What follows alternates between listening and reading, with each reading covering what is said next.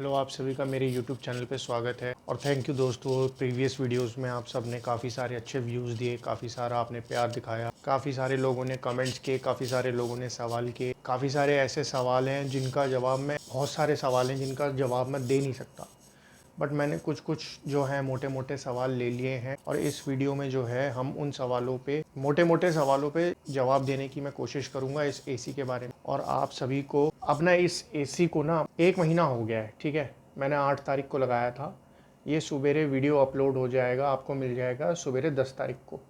1 महीना हो गया है एसी को, बिजली का बिल भी आ गया है और 1 महीने में मैं ना इस एसी के बारे में काफ़ी कुछ जान गया हूँ। ये चलता कैसे है, कूलिंग कैसे करता है। तो ये जो वीडियो रहेगा ना, ये छोटा सा रिव्यू रहेगा।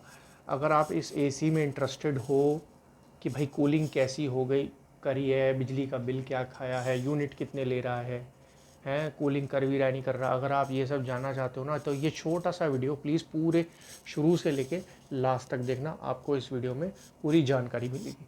तो चलो शुरू करते हैं वीडियो। तो देखिए, इस एसी को मैंने पिछले महीने मंगाया था और आपको पता ही है इंडिया में 1 महीने, अब तो 2-3 दिन हो गए हैं जो है गर्मी अभी कम हुई है थोड़ी सी, पर बारिश अभी भी दिल्ली के अंदर आई नहीं है। मैं यहाँ दिल्ली में रहता हूँ, नजफगढ़ के पास। दिल्ली के अंदर बारिश आई नहीं है, ठीक है। और ये एसी ना जब से चल रहा है, जब से हीट वेव जो है ना दबा के चल रही है, 1 महीने से गर्मी एकदम दबा के। और इस एसी को ना मैंने दबा के यूज़ किया है। मैंने 24 घंटे में 22 घंटे इस एसी को ना चलाया है, 22 घंटे इस एसी को चलाया है, दबा के चलाया है, ठीक है। तो इस एसी को मैं आराम नहीं देता हूँ। ये जब इसको आराम मिलता है, जब हम लोग पानी की मोटर चलाते हैं टंकी वंकी पानी की भरने के लिए, तब ये एसी बंद होता है, अदरवाइज़ ये एसी बंद नहीं होता। नॉर्मली जो ये एसी है ना 26 और 27 पे चलता है, ठीक है। तो मैंने देखो, आप दिखा देता हूँ मैं आपको। ये जो है ना, ये मीटर भी मैंने लगाया था आपको इसकी पावर कंजम्पशन, वॉटेज कंजम्पशन दिखाने के लिए।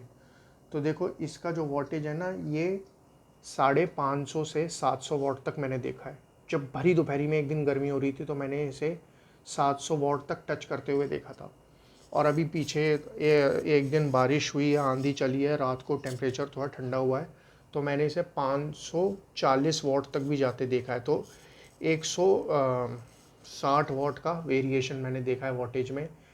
गर्मी होती है ये एसी ना, भले ही ये नॉन इन्वर्टर एसी है, इन्वर्टर एसी नहीं है, पर इसके अंदर जो है ना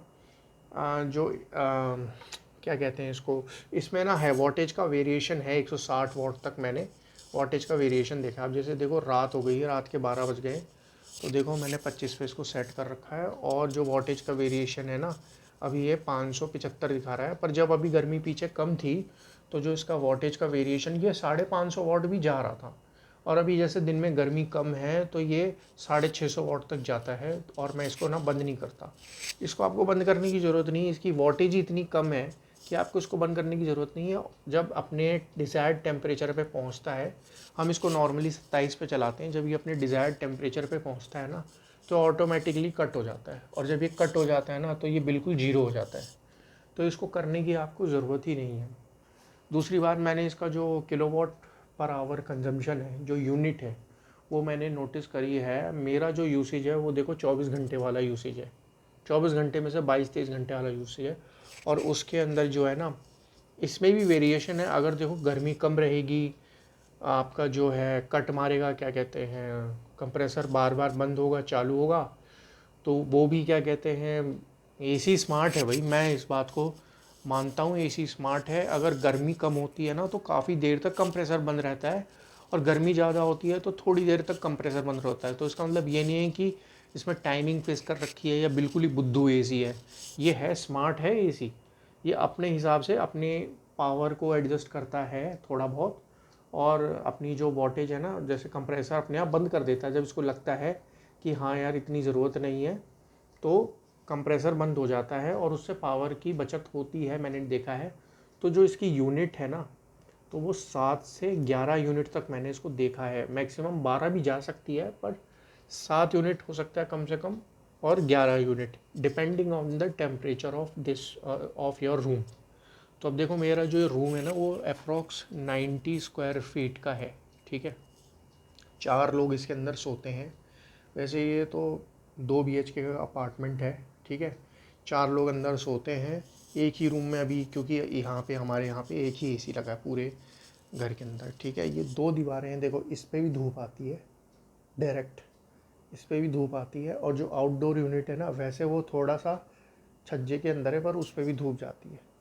देखो 2 साइड धूप आती है, फिर भी जो है ना AC भाई लड़ रहा है गर्मी से। इसने मतलब इतनी गंदी बीच बीच में टेम्परेचर हुआ था 42, 43, 45।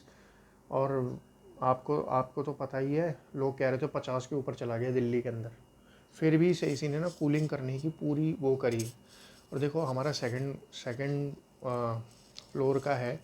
देखो टॉप फ्लोर में तो इस AC को लगाने का कोई फ़ायदा नहीं है अगर आपको लगता है। ये देखो हमारे जो अपार्टमेंट है ना, इसका सबसे गर्म रूम है। अगर मैं अपने पीछे वाले वाले रूम में लगाता ना, वहाँ धूप नहीं आती है किसी एंगल से, तो वहाँ पे ना ये और भी ठंडा करता और भी बिजली जो है ना पावर कम खाता, ठीक है। पर अब यहाँ पे असल में ये था ना, यहाँ पर पहले से ही इसमें जो है ना छेद था, AC का पहले ही प्रोविज़न था, तो इसीलिए जो है ना, वरना ये जो पाइप है, किसी ने मुझे कमेंट करके बोला ये पाइप ना अच्छी नहीं लग रही।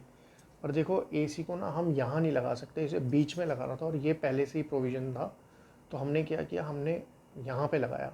वरना हम क्या करते, हम लोग इस पे इधर छेद करवा के इधर लगाते, तो ये जो हिस्सा है ना ये दिखाई नहीं देता। तो इस वजह से ऐसे ही इंस्टॉलेशन इसकी हो गई, पर कोई दिक्कत नहीं है, हमें तो कोई बुरा लग नहीं रहा। बस यहाँ पे POP फिल करवाना है, वो अभी हमने करवाया नहीं है। और देखो AC की जो कूलिंग है ना, जैसे AC चलता है ना, तो जहाँ तक इसकी थ्रो आती है ना, वो बहुत ठंडी हवा देता है, ठंडी हवा देता है, और वॉटेज भी इतनी खा नहीं रहा, ठीक है। AC की देखो कुछ AC के मैं पॉइंट नेगेटिव भी बताऊंगा आपको, और कुछ पॉजिटिव पॉइंट बताऊंगा छोटे छोटे, ठीक है। तो AC के पॉजिटिव पॉइंट ये हैं भाई, देखो अभी मैं इसको बंद कर देता हूँ। AC के पॉजिटिव पॉइंट ये है, इसकी वॉटेज कम है, 600 वाट का AC है, ठीक है। दूसरा पॉइंट ये है, आप इसको ना 6 एम्पियर के, ये छोटा वाला प्लग है 6 एम्पियर का, और देखो गर्म भी नहीं हो रहा भाई साहब। पूरे महीने मैंने इसको 6 एम्पियर के प्लग से चलाया है, और ना ही कोई गर्मी है ना ही कोई कुछ है, ठीक है। आपको इसमें 16 एम्पियर वाला प्लग लगाने की ज़रूरत नहीं है, ठीक है। अगर आपके घर में ज़्यादा लोड वाला तारे नहीं है, ज़्यादा सिस्टम नहीं है, तो आप इसको ना 6 एम्पियर से भी, अपने नॉर्मल सॉकेट से भी कहीं पे भी लगाकर इसको AC को चला सकते हो, ठीक है। तो ये इसकी सबसे बड़ी खासियत मेरे को लगी है, ठीक है। यूसेज के लिए 0.6 टन का AC है। और एक खासियत ये है कि ये भाई नॉन इन्वर्टर AC है, तो इसमें क्या है, आपको अगर कभी ये ख़राब भी हो गया, इसकी PCB चली गई या कुछ हो गया, तो इसमें ना इतना ख़र्चा नहीं है, ठीक है। मतलब जैसे इन्वर्टर AC होता है, उसके अंदर जो PCB जाती है, तो भाई उसमें बहुत खर्चा होता है अगर वो वारंटी से आउट हो गई तो। इसमें ऐसा नहीं होगा, इसकी जो मेंटेनेंस होगी ना वो कम होगी और इन्वर्टर AC के कंपैरिजन में। और इसकी भले ही ये 0.6 टन का AC है, पर जो इसकी कूलिंग है ना, क्योंकि ये नॉर्मल है, इन्वर्टर नहीं है, तो उसकी कूलिंग अच्छी है। जो इसका थ्रो है ना वो भी सही है, और साइज़ भी 1 टन जैसा ही है। साइज़ भी ना काफ़ी नीचे तक, मतलब हम नीचे सोते हैं तो नीचे तक हम लोगों को कंबल ओढ़ के सोना पड़ता है, पता है, चादर ओढ़ के, पतली चादर ओढ़ के सोनी पड़ती है। तो साइज़ भी अच्छा है, हम लोग कंफर्टेबल है। घर में एक छोटा बच्चा है, वो भी अपना आराम से कंफर्टेबल होकर सोता है। तो रही बात इसका प्राइस, देखो अगर ऑफ सीज़न होगा ना, तो ये आपको 20,000 से भी कम में मिल जाएगा। ऑन सीज़न में देखो 23 से 26,000 भी हो सकता है। क्या अगर आप किसी डीलर के पास चले जाओ, वो कहता है भैया AC अवेलेबल है, तो आपको 20,000 रुपये में दे सकता है।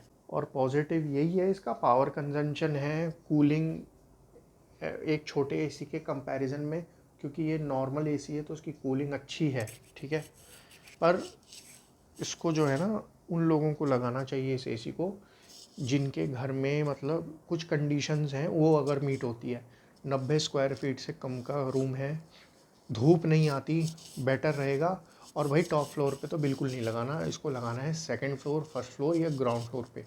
और अगर धूप नहीं आती ना आपके रूम में, तो सोने पे सुहागा है भाई। मेरे इस वाले दीवार पे भी धूप आती है, इस वाले बड़े दीवार पे भी डायरेक्ट सनलाइट आती है, ठीक है। तो ये हमारा गर्म रूम, और ये जो दरवाज़ा है ना, ये बालकनी की तरफ बाहर जाता है। और जब मैं इस दरवाजे को खोलता हूँ ना, तो भैया इतनी गर्म हवा, मतलब जब ठंडा ठंडा रहता है, बाहर से खोलो तो इसके आगे भी लोहे का दरवाज़ा है, तो वो भी गर्मी में गर्म हो जाता है, ठीक है। तो मतलब, और ये दरवाज़ा भी ना, ये ठीक से बंद नहीं है पूरा, ये ठीक से बंद नहीं है, ये देखो इसमें काफ़ी गैप है, तो थोड़ी बहुत हवा इसमें है ना, लीक तो होती है। दो दरवाजे, तो अगर आपके पास अगर ऐसा रूम है ना जो छोटा है, जिसमें धूप नहीं आती, और एक दरवाज़ा है, तो ये एसी जो है ना परफेक्टली काम करेगा। आंख बंद करके भैया इसको लगा लो, बहुत ही बढ़िया काम करेगा, पर रूम छोटा होना चाहिए, और आपका बिजली का बिल भी कम आएगा। हाँ, रही बात बिजली के बिल की, वो उसके बारे में मैं आपको बताता हूँ, ठीक है। वीडियो में बने रहना, 11 मिनट का वीडियो हो गया है, बने रहना। अब मैं आपको बताता हूँ इसके नेगेटिव पॉइंट। तो नेगेटिव पॉइंट ये है भाई, जो पॉजिटिव पॉइंट है उसके नेगेटिव उल्टे पॉइंट है। जैसे आप इसको टॉप फ्लोर में नहीं लगाओगे, इस एसी को। अगर आप चाहते हो ना कि इसको आप कहीं से आप आए हो, आपने एसी बंद कर रखा है पूरे दिन के लिए, तो ये आपको ना इमीडिएटली कूलिंग नहीं देगा। अगर आपका रूम थोड़ा सा 90 स्क्वायर फीट या उससे थोड़ा सा हल्का ज़्यादा है, तो इमीडिएट कूलिंग नहीं देगा। ये कूलिंग, जहाँ तक आपकी हवा आ रही है ना, ये वहाँ तक कूलिंग देगा, पर रूम को ओवरऑल कूल करने में इसको ना 1 घंटा चाहिए। जब इसको क्या कहते हैं, ये कूल करता है, फिर आप इसको चला के रखो, आप इसको ना इन्वर्टर एसी की तरह चला के रखो, कोई दिक्कत ही नहीं है इसमें, ठीक है, क्योंकि पावर कंजम्पशन उतनी ही है।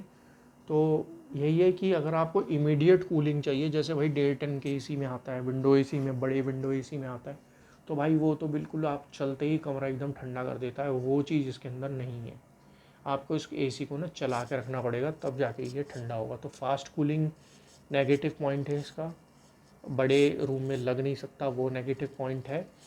और आप कह सकते हो इसका इंस्टॉलेशन महंगा है थोड़ा सा, दूसरे एक ब्रांड के मुकाबले। जैसे 1700 रुपये का इंस्टॉलेशन लिया, और 900 रुपये इन लोगों ने मेरे से स्टैंड के ले लिए।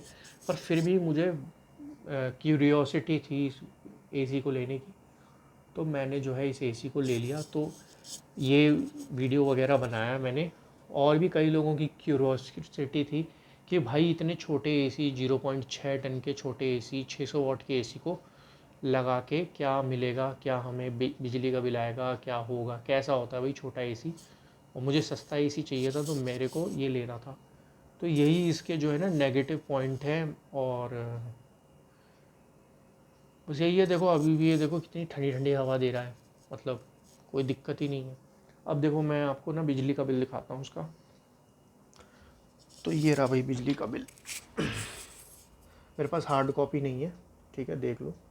2560 रुपये है, घर का पूरा बिल है, ठीक है। मेरे पास हार्ड कॉपी नहीं है, ये पेटीएम का मैंने स्क्रीनशॉट ले रखा है, 21 जून तक को मैंने भरना है। तो अभी जो घर का, जो हमारे अपार्टमेंट का बिल आया है 2 BHK का, 2560 है।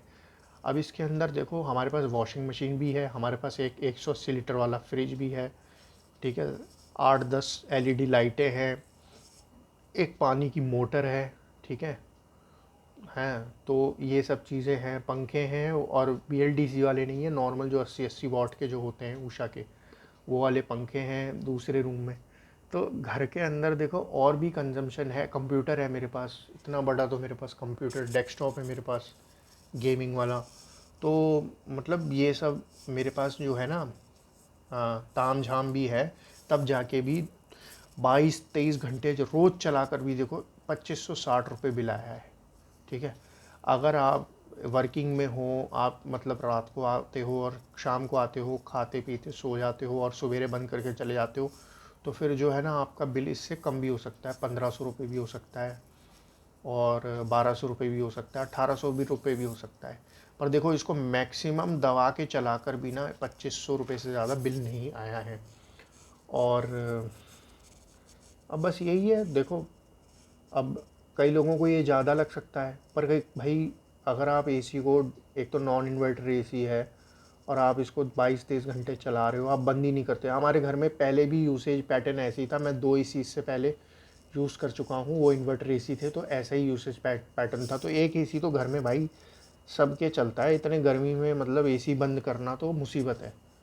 तो इस तरीके से जो है ये इसने, मतलब मैं इसमें यूनिट तो नहीं बता सकूँगा, पर हाँ, अगर आप दबा के एसी चलाते हो तो ये 11 यूनिट जो है ना, 11 यूनिट खाता है भाई। अगर अभी तक आप इस वीडियो में बने रहे हो तो थैंक यू आप सभी का। तो कैसा लगा आप सभी का ये वीडियो? हाँ, और एक और चीज़, कई लोगों ने मुझसे इसको ना सोलर पैनल पे भी इसको चलाने के लिए पूछा था। तो देखो, अगर आपके पास 1 केवी का सोलर पैनल है और ये 0.6 यानी अगर ये 700 वाट के अंदर चल रहा है, तो आप इसको सोलर पैनल से मेरे हिसाब से लगा सकते हो। पर फिर भी किसी सोलर पैनल टेक्नीशियन को पूछ लेना कि भैया हमारे पास एक 700 600 700 वाट का एसी है, क्या हमारे 1 केवी के या 2 केवी 1 केवी के सोलर पैनल में चलेगा, नहीं चलेगा। इन्वर्टर से लोग पूछ रहे हैं कई लोग कि इन्वर्टर में चलता है नहीं चलता। तो भैया मेरे पास तो इन्वर्टर है नहीं, तो इन्वर्टर बैटरी जो है उससे मेरे को पता नहीं कि कैसे चलेगा कैसे नहीं चलेगा। मैं सीधी बात करूँगा, घुमा फिरा के नहीं बोलूँगा। तो मेरे को अगर उसके बारे में नॉलेज होती तो मैं आपको बता देता। तो थैंक यू इस वीडियो में बने रहने के लिए। मैं आगे कोई अपडेट होगा तो ज़रूर डालूँगा। Thank you.